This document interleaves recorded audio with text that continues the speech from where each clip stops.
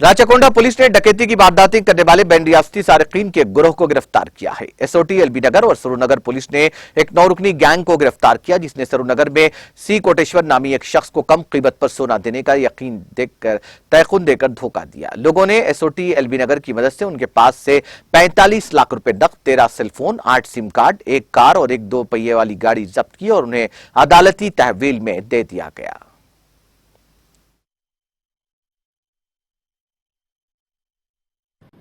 Market से कम कीमत में सोना देने का वादा करके लोगों को अटेंशन डाइवर्जन करके चीट करने वाले एक गिरोह का पर्दाफाश हमारे स्पेशल ऑपरेशन टीम एलबी नगर और सरूर नगर पुलिस ने किया है।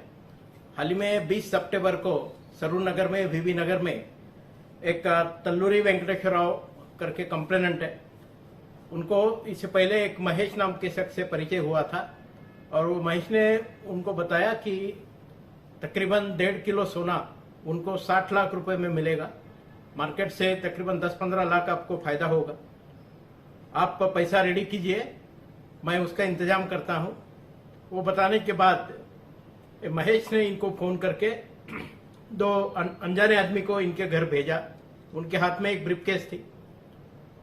वो ब्रीफकेस में एक काले कलर का एक छोटा सा बैग था।